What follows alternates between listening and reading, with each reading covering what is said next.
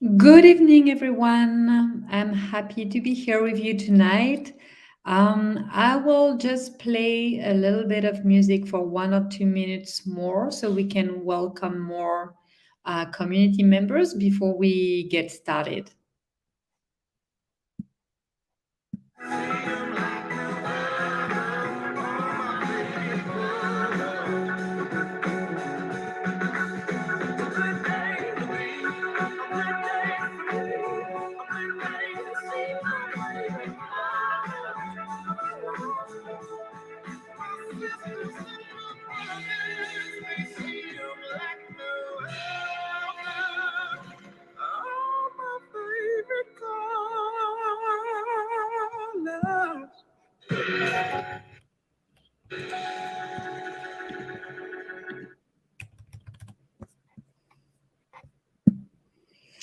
And for those of you who are already connected, if you want to be starting saying hi and where you're coming from, you're very welcome. I can see we already have some people connecting, so I'll slowly get started. Good evening, Ellen Mae. Very happy to see you here. Happy New Year to you too. So I am Camille, working as head of programs for Uplifters. And I'll say just a few words about our organization, but I'm sure most of you already know it. Uplifters is a nonprofit empowering underprivileged communities, especially migrant domestic workers, with online education and peer support. So what we do is that we offer a free online money management course for domestic workers. And to enroll, you actually just need to click send message on our Facebook page. So I'm gonna now screen where you can go to click this send message button and start the enrollment process. So tonight is the 25th episode of our Uplift Your Night series, and we're delighted to be here with you. I can see that we have more and more people joining me, so it's nice to see over here. Please do not hesitate to comment and say that you're here with us. And while you're doing that, I just want to be reminding everyone that the first objective with this Facebook Live is to be together. This is very important. Uplifters is first and foremost a community. And we also obviously want to keep learning together and supporting each other. So I think we can slowly introduce the topic for tonight. We'll be discussing critical thinking and decision making. So, in times where fake news is becoming more and more common, it can sometimes get difficult to think by ourselves and make our own judgment or choices. We are very often overloaded with so much information that sometimes we don't even know when we think by our own or if what we think is coming from something that we've heard somewhere. Yet, it is so important to think by and for ourselves. And that is what is called critical thinking. And we all need to develop the skills to keep our minds sharp. So, I also wanted to share with you one of the quotes students of our Dare to Dream course are inspired by when it comes to critical thinking. Here it is. So most of you might know that we have an online course called Dare to Dream, and there is a new lesson about critical thinking because we think it is very important for the community to develop those skills. So I'm just gonna quickly share the code larger so you can have a look at it. Sorry for that. Yeah, here it is. So Albert Einstein said, education is not the learning of facts, but training the mind to think. And that is very important because it means that this is not necessarily something that you have to learn at school, because sometimes school curriculum doesn't really plan to develop critical thinking, but it is actually a skill that you can develop during all your life, and this is very important to see it this way. Um, so back to what we're going to be discussing tonight. We're going to meet with Christina Themar. She'll be our host tonight to discuss what it is exactly critical thinking, why we need to be good at it in our lives, and how to become a good critical thinker. And as some of you may remember, Christina already joined the program a few months ago, sharing very insightful advice on long distance parenting. So we are extremely grateful for her support to the community. So just before we welcome her, just going to have a look at the comments and see how many people we have with us. So we already have something like 10 community members being with us tonight, and more are joining. So it's very exciting. So I'm very happy to welcome Christina with us tonight. Good evening, Christina. Hi, good evening. Happy New Year. Hello, everyone. Happy New Year to all of you. Thank you, Christina. Happy New Year to you too, and thanks again for being with us for the second time tonight. We very very much appreciate that.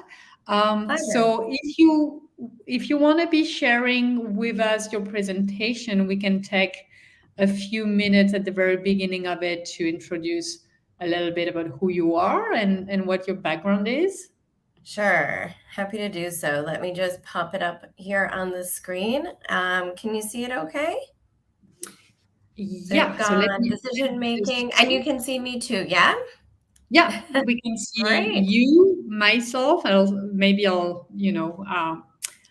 I'll remove myself when you go through your presentation, and we can see clearly your presentation. Thank you for that. Sure. So, Christina, you're a coach, and what you do is that you support people to gain a clearer understanding of where they are now and where they want to go. And you think that impacts them and their families in the short and long term. So, you're a seasoned personal empowerment trainer and professional development coach, and you will be sharing approaches and personal insight based on your extensive experience of engagement with the migrant domestic worker community in Hong Kong. And you've also been working overseas for the last 20 years yourself. So, is there Yes. anything you want to be adding to that? Well, I will say that, look, at the end of the day, just thinking back, as we've turned another corner and now we're in a new year, I think that looking back over the 9 years that I had my anniversary of Hong Kong in December, and just, by hitting January 1st, I think about all of the decisions I've made over the years. And in those 20 years of living abroad, whether it was in Asia, Europe, or the Middle East, I can tell you the value of critical thinking when it's come down to the different choices that I've had to make in terms of my personal life, my jobs, my accommodation, my salary, and also just decisions about my own health. For example, exercise, something as simple as that we might talk about in our daily lives, but health and diet for sure. That's something that I've been doing a lot of critical thinking about recently. And so I think that what I'd like to really bring to the table tonight is a bit of excitement about critical thinking. Some people get nervous or they get anxious when they think about, oh, I have to, look up that or research that. I think about it in the way that once you do a little bit of research and homework, and also really get real with yourselves about what you want, and no matter what it is, whether it's about jobs, finances, personal life, what have you, once you gain that clarity, and once you do a little bit of understanding about what you really want, you can really gain that peace of mind with whatever comes your way and what you finally decide. And that makes it all worthwhile. Thank you. I love how you introduce the topic, and I very much agree with you. It's all about, like, that's why we call it a life skill, right? It's really useful in very different areas of your life. And Mm-hmm. yeah, it really helps owning your life, owning your own decisions. And this is what brings the peace of mind that you just alluded to. And I really like that we're gonna make it fun tonight. I think it's a good approach too. So we'll be starting with the first question. I'm very happy to see we have about 25 people watching us now, so it's quite a decent number to be starting. Um, so let's start with the beginning. Actually, why making our own decision is important to start with. Why that is important, and Mm-hmm. how critical thinking by and for yourself can help make decisions that feel right for us. Mm-hmm. Well, I think that when it comes to making your own decisions and thinking by yourself, I think that very often we are crowded with a lot of noise. So we've got noise in our daily lives. We've got WhatsApp groups, Facebook chats, what have you, news sources, and there's a lot coming in. And I think that an important thing about making our own decisions and critically thinking is about also having the confidence to say, you know what, there might be all of these voices going on, but or coming my way, but what I'm really looking for is something that is really get me from A to B, that something that's going to get me what I want. And that's not easy necessarily, to figure out what you want, because maybe you want many things. But I think that a key thing in relation to critical thinking is that it will help you sort of declutter all of the noise around you. And I think that when it comes to decision making and critical thinking, sometimes we are in an environment where we have to make a quick decision. So when I've got the slide here thinking about, how do you make a decision to begin with? Some people, and I'm going at this very objectively. I'm not saying that anyone is making any poor decisions or their processes is not correct. What I'm saying is just have a bit of an awareness about the quality of your decision making. For example, sometimes we might be in a hurry because there's a deadline. There might be something that we need to do by the end of the year or end of the month. And so we might think, or we might be influenced by time. Also, for example, we might be influenced by people, for example, our employers. I'm very familiar and have worked in the domestic workers space for quite some time. So I know that very often there might be requests from employers to do things right away. And so that might not be even the best decision or the best situation to be in, but there might be that pressure to have to act accordingly. So I think that there are many things that influence our critical thinking process. Now, sometimes in life, we might be in an emergency situation and we might not be able to go through every single bit. However, in general, I really would encourage you to think about these coaching questions that I've shared with you today, thinking about how you go through your decision making process, thinking about whether you should do something or not, and what influences you in that process. And thinking about, when you want to improve your outcomes in life, thinking about how your decision making process might affect that. Say, for example, you want to save up money for a particular financial goal. Maybe it's about sending more money back to your home country. Maybe it's another personal goal that you might have. And you say to yourself, but I'm just not there yet. I'm not getting there yet. And it's important to ask yourself, well, why is that? And very often it's because we haven't worked through our decision making process. We haven't thought things through. So I want to move forward a little bit as we were talking about, and Camille was highlighting at the beginning of the session today. I want you to think about how critical thinking is really that skill. And it's not something that, you get it immediately. It's something that you have to sharpen. It's something that if you kind of become a little bit laxed about it, then it won't be as sharp of a skill as it could be to serve you.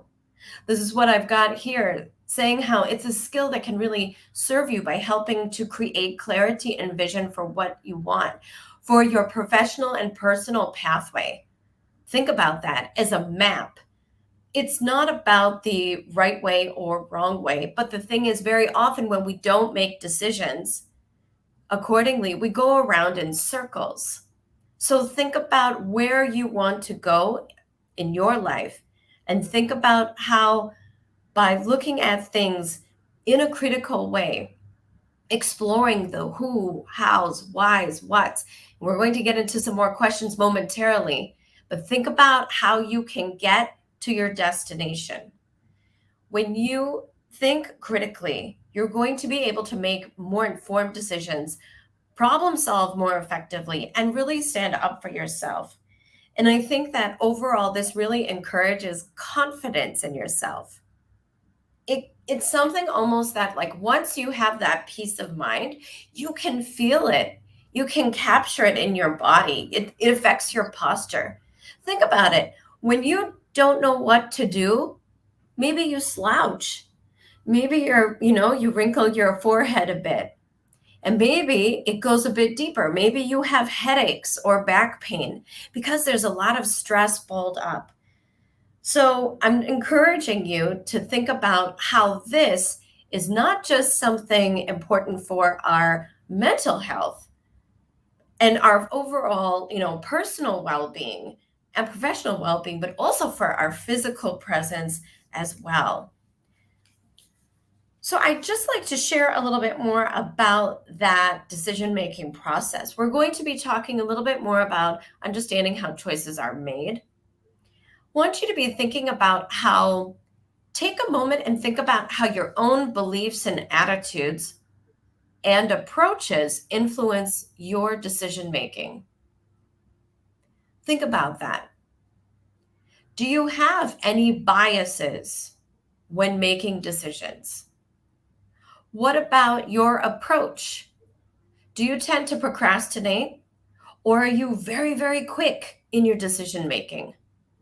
Think about the pace, your attitude, and also your personal influences that can make a difference in having you achieve your decision. Also, I'd like you to think about, when you identify your decisions, think about how that will impact you in the long term and short term. And also, who else does it influence? And also, importantly, exploring alternatives. One important concept in coaching that I'd like to share is exploring alternatives. Thinking outside of the box, understanding, well, if this isn't working or if that's not an option, what else could there be? And now, in times of COVID, there's no other way really to live in terms of not having options. We've had to reinvent ourselves, think outside of the box, explore different alternatives, whether it's flights, whether it's jobs, or whether it's vaccines. So I would encourage you to get in the mindset of 2022 and really think about alternatives. Let's take a look at values here. And I think that, Camille, you might have a bit to share about this portion here, just to Yeah, reconnect a little bit. yeah. I think like what I wanted to share might be coming a little later. It was more about like how we can actually improve our critical thinking. But I'm taking the occasion to just jump in a bit and just highlight what you've been saying, because I think Yeah, it's sure. super important to understand that you have as many decision making processes as you have individuals. So there is not a standard way of making a decision. Hmm. But the one thing that is important is that at the end of the day, once the decision is made, that it will be serving your interest.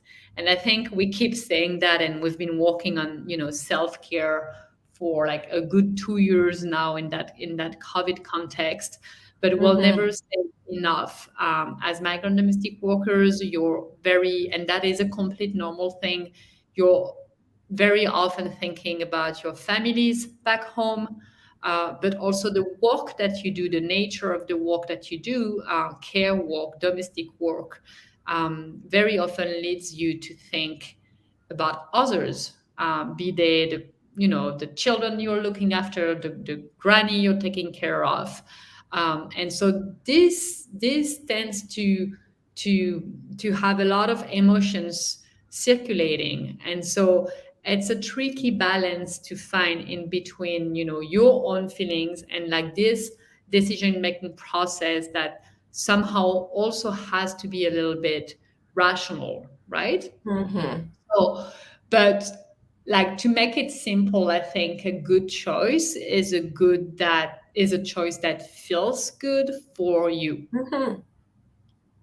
And yeah, and so it's a very good transition to values, because as you might be thinking like, what have values to do with making choices? But actually, what I was trying to say is that, whatever your decision making process is, what you need to be is self-aware. You need to know yourself, and it'll be easier for you to make choices. So, Mm-hmm. self-awareness has to do with values, and I'll just, give the floor back to you on this, Christina.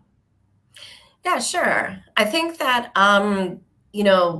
I was talking about this with a coaching client a few weeks ago, and she asked me, well, what is one of your key values?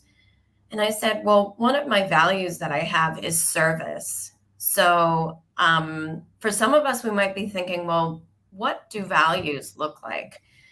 I think that my value of service is something that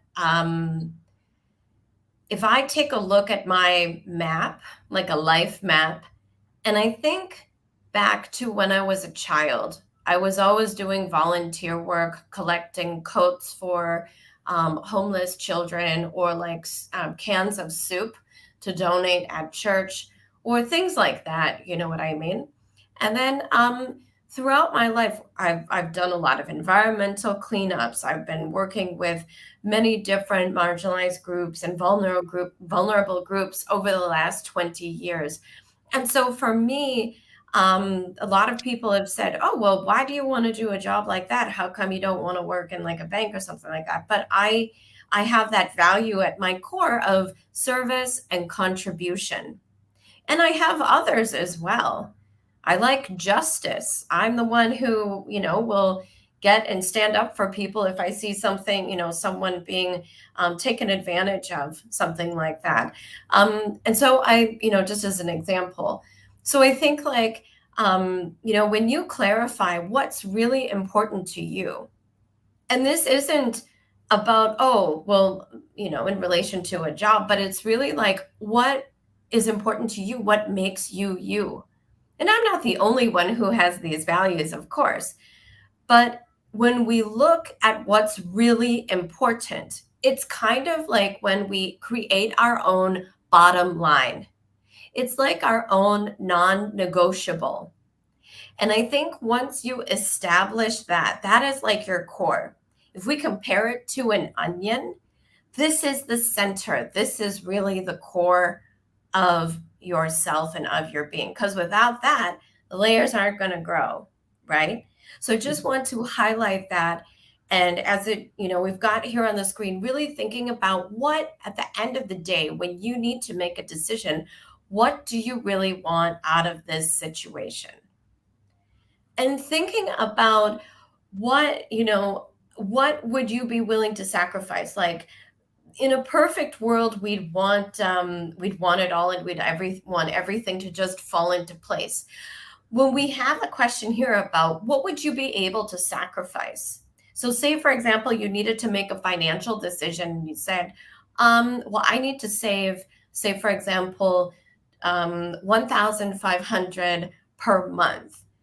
But maybe that's not possible because of some situation that happened, and you could only, you had to make a choice of maybe saving up 1,000. would that still be okay? So understanding your boundaries and understanding your non-negotiables is all about what clarifying your values is all about. And I would encourage you to explore this, because this is something that, when you write it down, and you're looking for different kinds of outcomes and alternatives, you will start to really develop a bit of confidence. Because it's very, very often when we're confronted with, conflict or, pushback, that we might forget about our values and say, well, okay, or, oh, I guess, that kind of thing. So once you kind of identify those, then you are able to develop confidence in your communication and in your mind. It's so important for you to be ready in the moment, to not be defensive, but to protect what you consider are your values. That's why I have the helpful approaches here. Be mindful of not thinking too much in the short term or thinking only of yourself. Be mindful of overreacting or ignoring some risks. You want to make sure that you're being mindful about any kinds of actions that you're taking there. Like to move forward in terms of considering alternatives. But before I do that, just want to check in a bit with Camille and also the audience members. Hope everybody is finding this helpful, and getting all of you to think and reflect a little bit on your own decision-making process.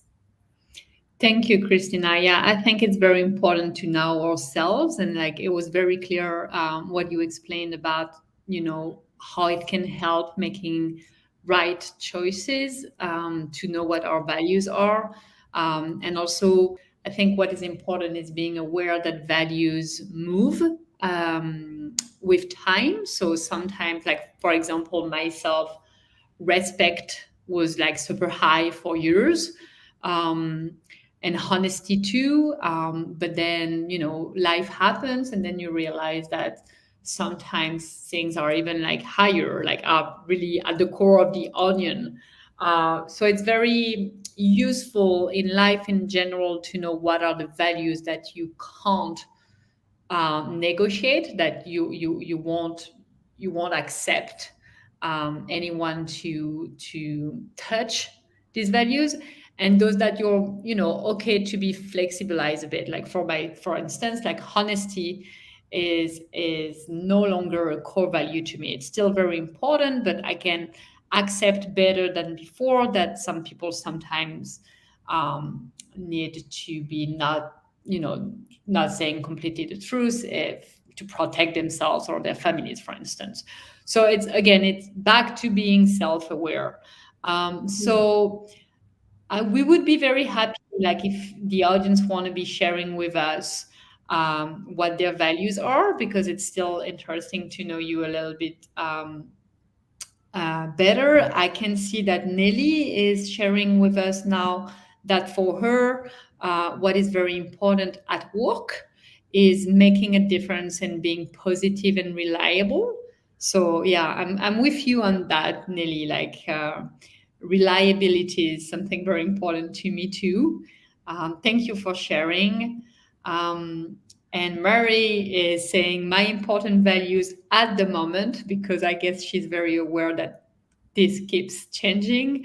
Integrity, kindness, and courage.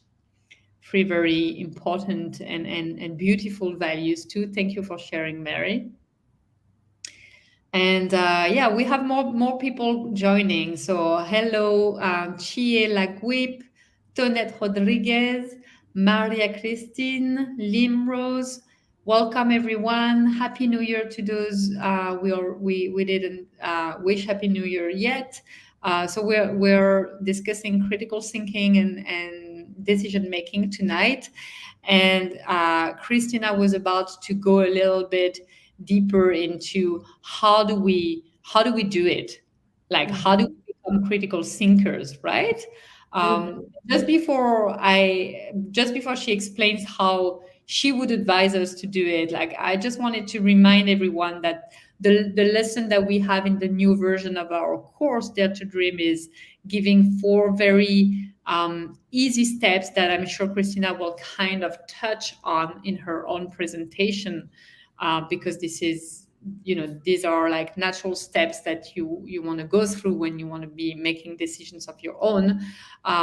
You need to formulate your questions. You need to be thinking about what are the questions you want to be asking, to collect information that you need to make a decision. Then this information, you need to gather it and to sort it out. And then you need to consider the implications of your choice. Well, if I go with option 1, what will be the consequences for that? What will be the consequences if I go with option 2? And something very important, and I think it will be the starting point of Christina's presentation, explore other points of view. What would be the alternatives? Like, is there a way I can think differently, thinking out of the box?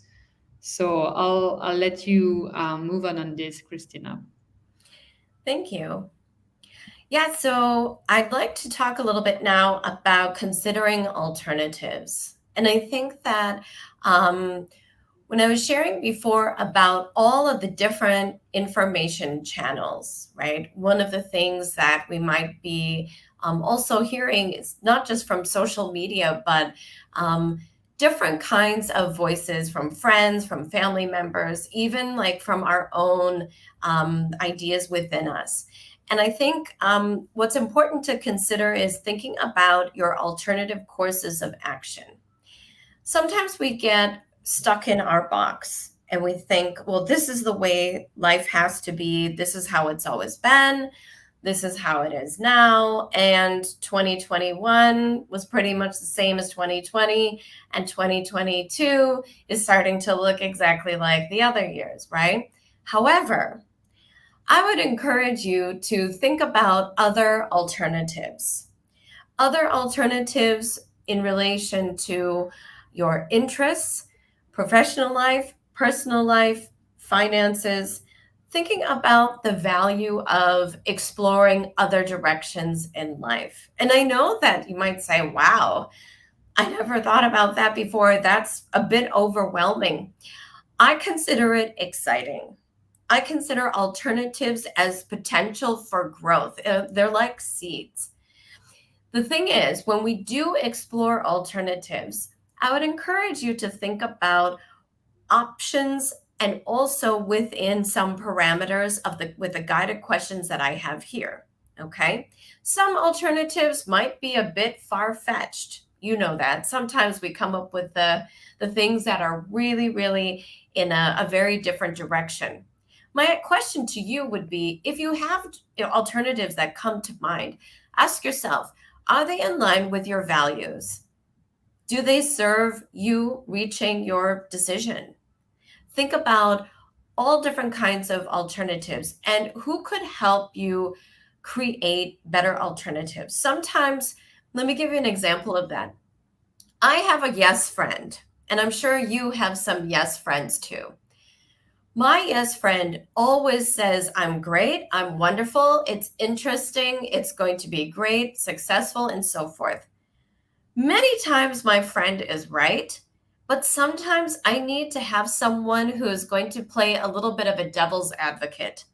Not necessarily in a negative way, but in a way that helps me zoom out from my idea and explore other ways of thinking. So I would encourage you as an action step to think about who could help serve you in terms of alternatives. Because as we'll talk a little bit about in a bit about information, there's a lot of information and comments and suggestions out there.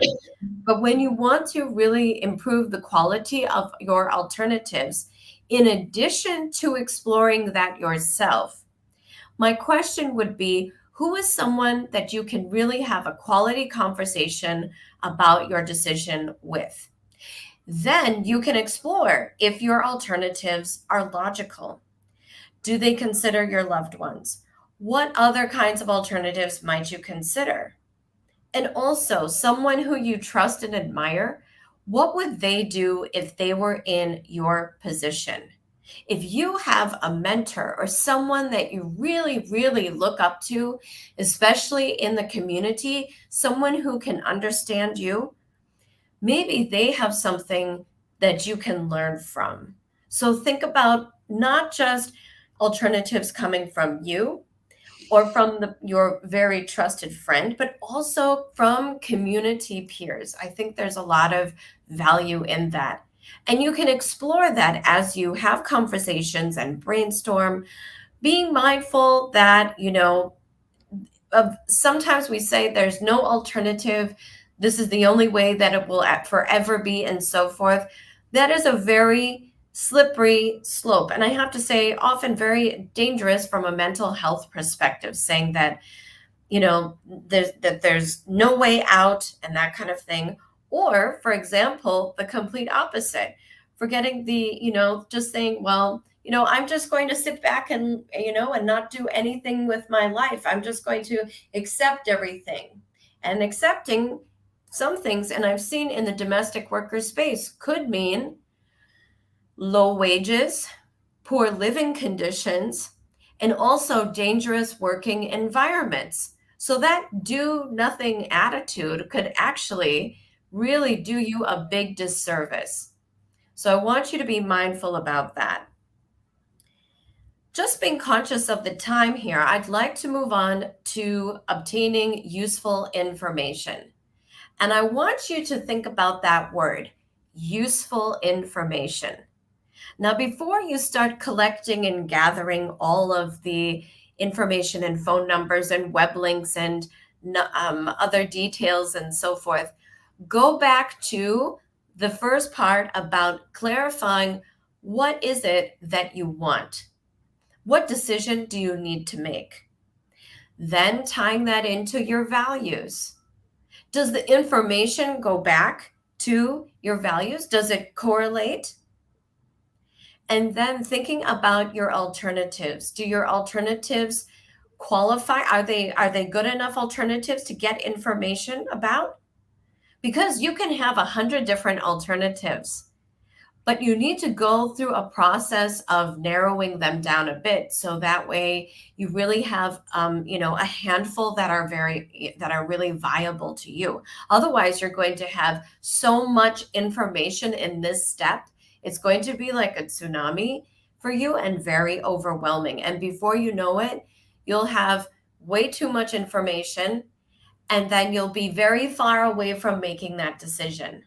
And that's what they call, the paralysis of analysis. So be mindful and selective in the information that you need, asking questions and trying to understand what is going to best serve you.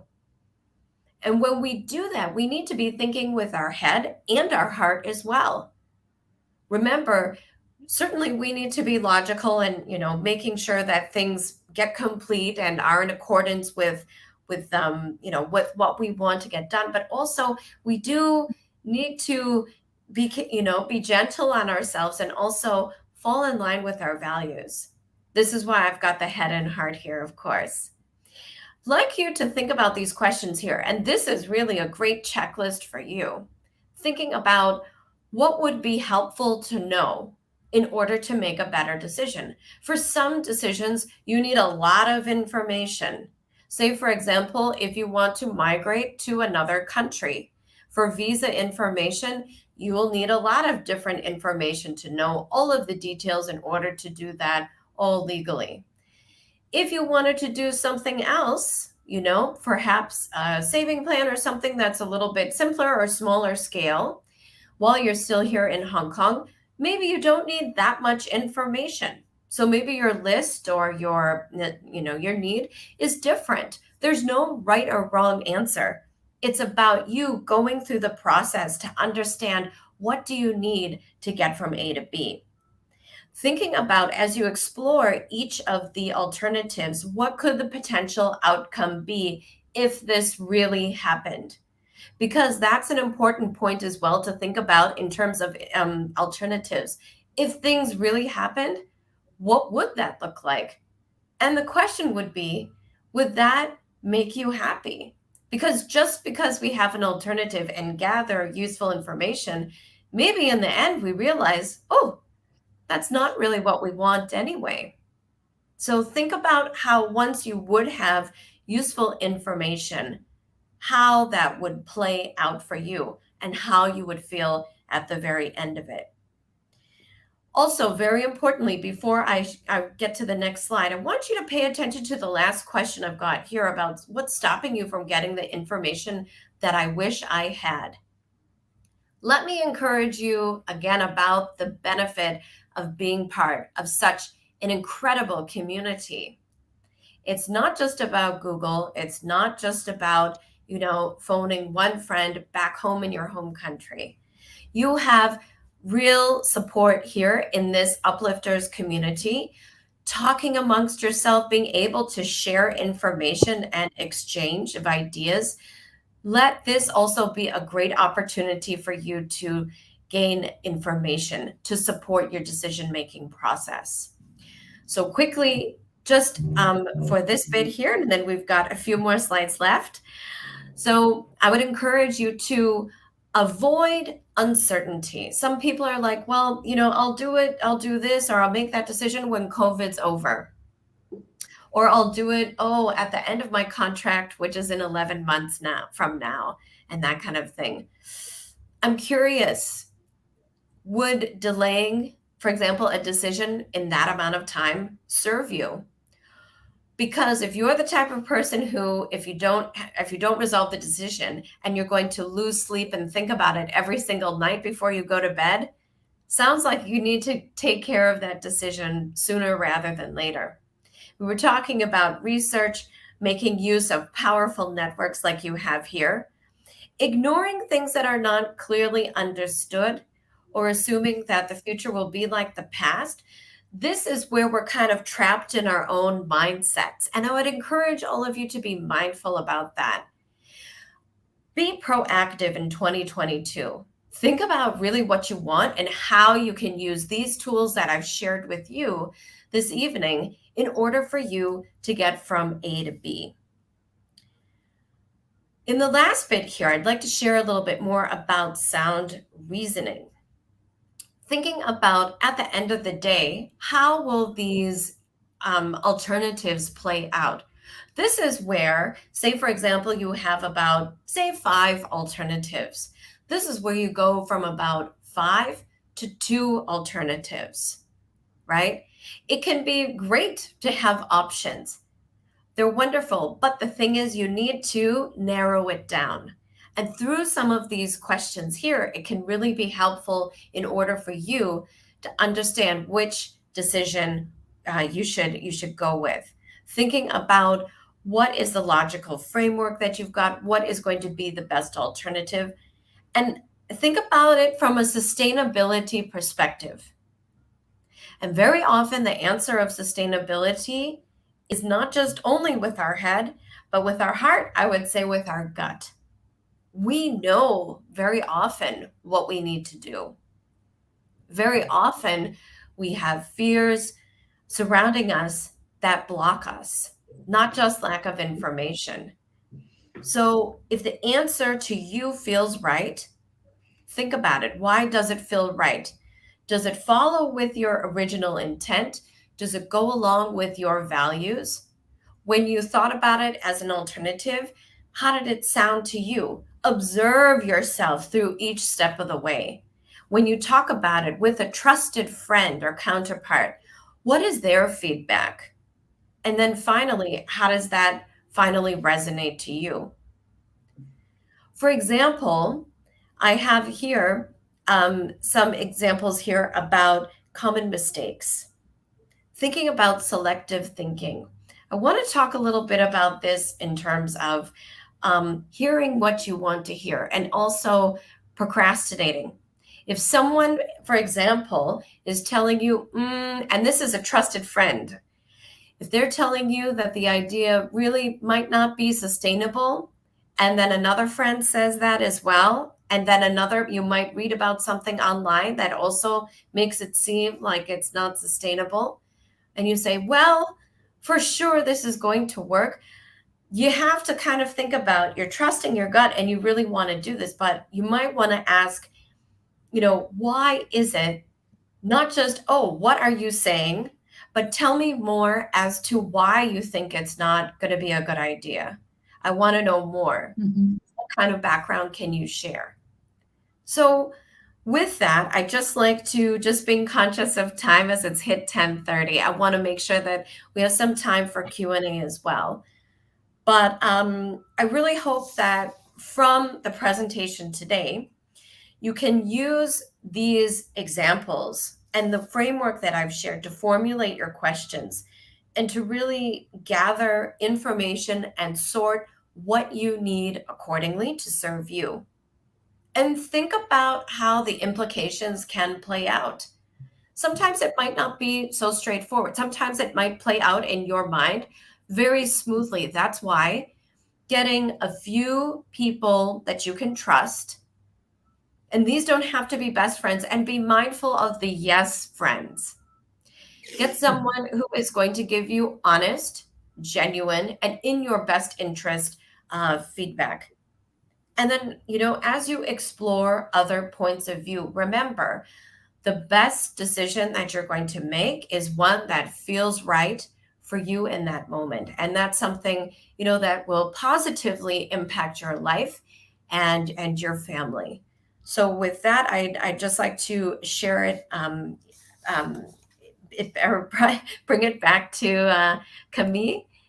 Um, Thank you, Christina. I really, really like how you insisted on the fact that we have this huge, because it's huge now, supporting community that every one of you can just tap into and ask advice about different type of things. And this is true with the Facebook group that we have.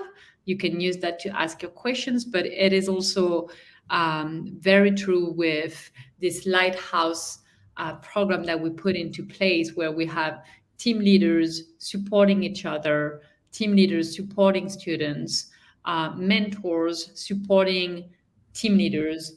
And obviously, the more we grow uplifters together, the more we have those inspiring women being in the family, joining the family, and so the we have the ability to be asking one question to different persons. And I think this is very, very, very important. And I'm very happy to look at the comments and see that this is very very well received and shared. I'm just going to screen and read out loud some of the comments before mhm, we wrap up. yeah. So back to the values. So we had, like, the last comment was from Mary. We have Che Laquip saying the key values for her is respect. Yeah, that's a very high one, and it really helps making decisions to know how important it is for us to feel respected and to respect others. Mhm, Lynn Rose says her key values are honesty, hard work, and self love. Compromise with my employer too and people around me. Yeah, it's always a balance issue, how to be true to yourself without hurting others. This is, yeah, easier said than done for sure, but that's a good principle to have in life. Um, Nelly again saying, to improve critical thinking skills, do not overcomplicate things and accept the fact that we are not always right. So I find it very true too. And I think it is not that easy sometimes to be gathering all this information, because it might feel a little bit like we're overcomplicating things. But as Christina very rightly mentioned, it is not because you're gathering information that you need to be following one advice more than another one. mhm, It will just feed your own reflection. And so it's very important to kind of distinguish the two phases. First, you're gathering information, you're digesting this information, and then you need to be listening at your heart and your guts, as you said, Christina. And then, only then, you'll be able to make the choice that is right for you, that feels right for you. So it can feel a bit overcomplicated, but it's very important to distinguish the fact that you will end with a lot of information, way more than if you didn't ask any question to anyone. But at the end of the Yeah. day, they're there to actually make it simple to choose. That's right. Um, I want to add because, sure. like some people that I've worked with in the past, there was a lot of no one ever told me, or I didn't know, or how could I have known kind of talk. And, like we're all adults, like, and we do have access to community, to the internet, and to other potential resources. And I guess that's one of my key messages is that don't say that to yourself that no one ever told me. If you want something in your life, no matter what it is, good. Go after it, get informed, be empowered so that you move forward and you know what you want. And I think that that is so powerful as opposed to the pain and the anxiety of, oh, what do I do now? And no one ever told me. I've seen it way too much beyond the community of the micro domestic worker community. I've seen it in a lot of different places in my life, personally and professionally. So this is why I'm really emphasizing this to all of you. Thank you, Christina. Yeah, I think it's very important. Like there is a little bit of a paradox. Like we're overwhelmed, overloaded with information, but at the same time, and maybe because of that, we're no longer proactive when it comes to going and get the one information that we need. I agree with you. So Nelly was Mhm. also sharing that she considers her values in decision making. It helps her to keep my sense of integrity and what I know is right, and approach decision with confidence and clarity. Yeah, these are two different things, but they are like very important to feel confident and to feel clear when we make the final decision. So you have also like a lot of thank you, Christina. Like the audience is very happy with the content. Like they're thanking you a lot. Very insightful information. Great. Um, we have Ellen Mai saying, indeed, we know what we need to do, yet most of the time we are scared to take the risks. Very informative, Mrs. Christina. Thank you so much. Yeah, so this is related to what you were saying about we often know what is good for us. It's just difficult to, take the step, but we need to trust ourselves. Yep. Thank you, So Lee this, May. I know her. Yay. okay, that's great. Yeah, kindness to everyone and respect. Sharo, hello, Sharo. I'm very happy to see you here. Yeah, kindness and respect are very important values, two very beautiful values. We have respect, kindness, and humility for Maya and Amy. I guess because it is also the same values that I want others to show me. Yeah, it's very, very telling actually to see how many times the words kindness and respect came up in this discussion. And I think it Mm, shows how supportive the community is of each other, clearly.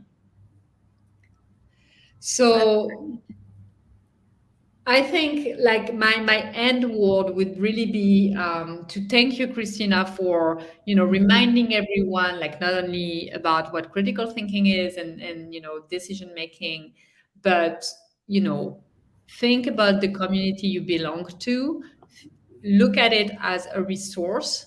They're asking questions not only to your best friends or your mom or your sister, but mhm. to meet other team leaders, uplift your staff. We're all here to support each other and help, and very happy to help with the sound reasoning approach. Um, Yeah, an so echo chamber, like moving beyond just the regular echo chamber. Hmm. yeah, exactly. So again, like it's a question of balance. You do need your yes friends because they give you the self-confidence you need to actually take action and make choice. But you also need, more challenging perspectives sometimes. So it really depends on what you want to be talking about with them. So Mhm. mindful of the time too. I really loved this discussion. I think it's so important. I myself hate making choices, so I'm very happy. It really helped. Um, we're slowly coming to the end. It was very informative, very inspiring. And just before we say bye bye, we'll do our evening ritual together. It's a very nice ritual that we have, sharing with each other what we're grateful for. So, looking at the past day or the past week.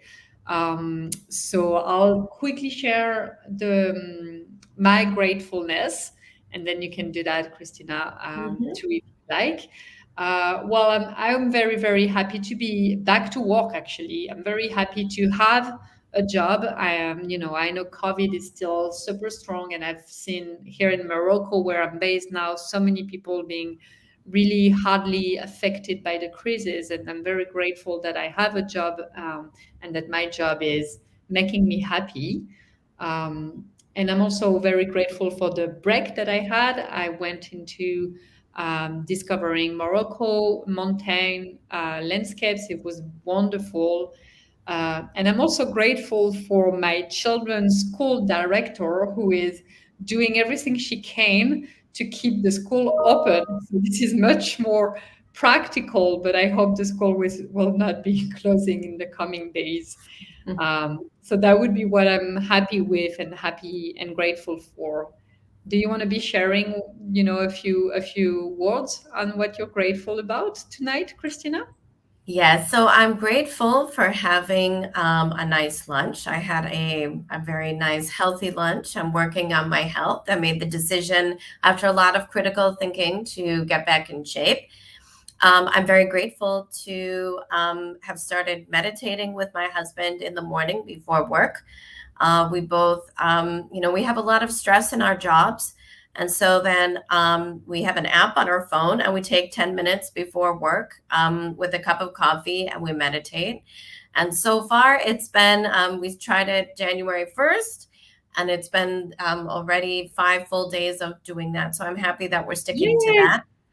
And I'm very Congratulations. grateful. Thank you. Yeah, it's something very new, and it's something that our when we sometimes we take a taxi into the office together because his office is right next door. So then we go to. I noticed a change because of our decision to do this, and now we come to work much more calm and clear about the day ahead. So we're happy with that decision that we've made. I'm also very grateful for being vaccinated for the third time for COVID, been able to have that protection, which I'm grateful for. And, look, I'm very grateful to step into 2022 and to be able to share the presentation this evening with each and every one of you. And I'm very grateful to Uplifters for having me again on the program. So I hope that the program tonight was helpful for you as you take your next steps in decision making and bring you peace in whatever you decide. Thank you so much, Christina. I can tell you it was super helpful. Thank you for your insights. Thank you for your support, like in different capacities. We're very happy to have you on our side at Uplifters. Wishing you a happy 2022 again, and to the audience as well, of course. And so now I know that it's getting quite late in the Asia part of the world. So I'm going to say good night and bye bye to everyone. Do take care, and you'll still have access to the live on Facebook anyway. So thank you for joining, everyone, and have a beautiful night. Thanks, everyone. Thank you. Bye bye. Bye bye.